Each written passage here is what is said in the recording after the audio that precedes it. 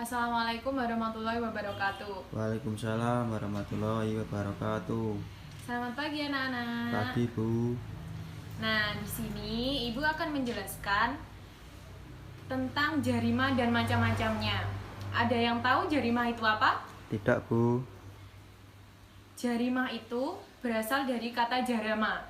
Kemudian bentuk masdarnya adalah jaramatan yang berarti perbuatan dosa atau kejahatan. Jadi jarimah yaitu perbuatan dosa.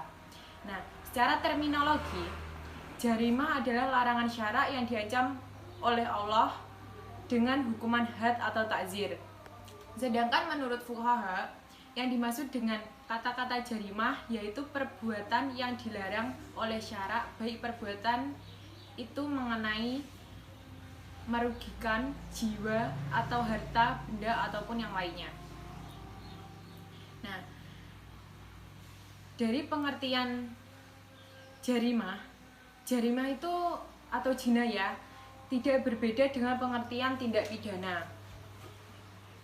Dan hukuman positif, sebagian ahli hukum Islam sering menggunakan kata jarimah yang diartikan sebagai perbuatan seseorang yang dilarang saja.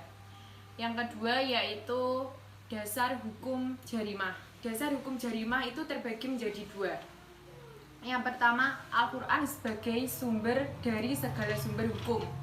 Dan yang kedua, sunnah Nabi Muhammad. Nah, ini yang penting. Macam-macam jarimah. Macam-macam jarimah ini terbagi menjadi 6. Yang pertama, macam-macam jarimah ditinjau dari berat ringannya hukuman. Di sini juga dibagi lagi menjadi 3 jarimah. Yang pertama, jarimah hudud. Apa itu jarimah hudud? Ada yang bisa menjelaskan? Tidak, Bu. Jarimah hudud yaitu jarimah yang diancam dengan hukum had. Hukum had sendiri adalah hukuman yang telah ditentukan oleh syarak dan merupakan hak Allah. Jadi bukan hak perseorangan untuk menghukum. Ciri-ciri jarimah hudud yang pertama, hukumannya telah ditentukan oleh syarak, dan yang kedua, hukuman tersebut adalah hak Allah. Hudud sendiri merupakan hak Allah sehingga hukuman tersebut tidak dapat digugurkan oleh perseorangan. Jadi manusia itu tidak bisa menggugurkan hukuman dari Allah. Dan yang kedua, jarimah qisas dan diyat. Jarimah qisas dan diyat ini merupakan jarimah yang menurut saya itu gimana ya, beda dengan yang lain. Jadi kayak contohnya gini penjelasannya. Jarimah yang diancam dengan hukuman qisas dan diyat. Nah, jarimah ini merupakan kewenangan manusia. Jadi bukan dari hak Allah. Jadi seumpama ada pencurian itu seorang korban. Jika seorang korban itu memaafkan pelakunya, maka ya sudah, tidak ada hukuman. Jadi permasalahannya selesai sampai di situ. Dan macam-macam jarimah qisas dan diyat ini ada beberapa macam.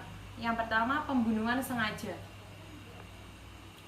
di mana terdapat unsur-unsur. Yang pertama, korban adalah manusia yang hidup. Kedua, korban mengalami kematian. Dan ketiga, pelaku menghendaki adanya kematian korban. Dan macam yang kedua, pembunuhan menyerupai sengaja.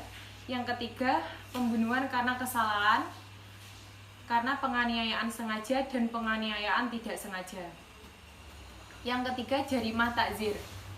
Kalian pasti nggak asing lagi ya sama yang namanya takzir. Sering mendengar kata-kata takzir ya. Ya. Nah, takzir itu merupakan jarimah yang diancam dengan hukuman takzir, yaitu hukuman yang bersifat mendidik. Seperti kalian mungkin mempunyai teman kayak di pesantren itu kadang mereka bilang seperti, aduh nanti aku kalau nggak sholat nanti aku kena takzir. Nah, contohnya seperti itu. Perbuatan itu merupakan perbuatan maksiat yang meninggalkan kewajiban. Contohnya membayar zakat, mengerjakan sholat fardu. Kenapa mengerjakan sholat fardu? Kan sholat fardu itu adalah kewajiban. Jika ditinggalkan itu termasuk maksiat dan akan dikenakan takzir. Nah, Ciri-ciri jarimah takzir dibagi menjadi 3 bagian. Takzir karena melakukan perbuatan maksiat, takzir karena melakukan perbuatan yang membahayakan kepentingan umum, dan takzir karena melakukan pelanggaran. Kemudian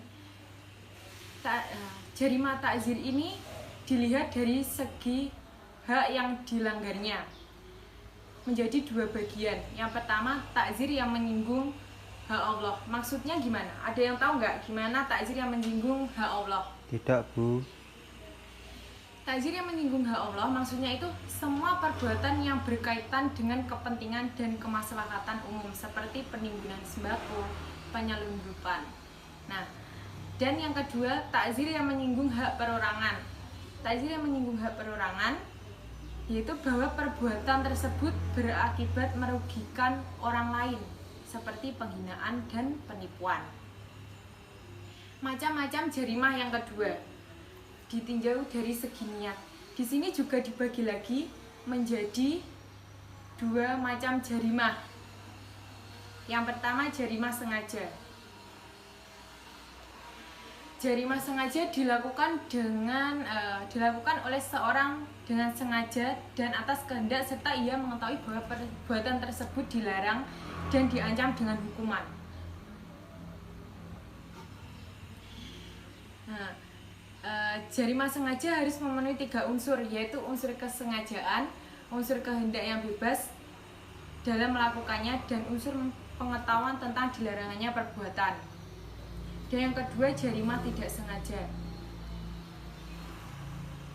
Jarimah tidak sengaja yaitu di mana pelaku tidak sengaja berniat melakukan perbuatan yang dilarang dan perbuatan tersebut sebagai akibat kelalaian.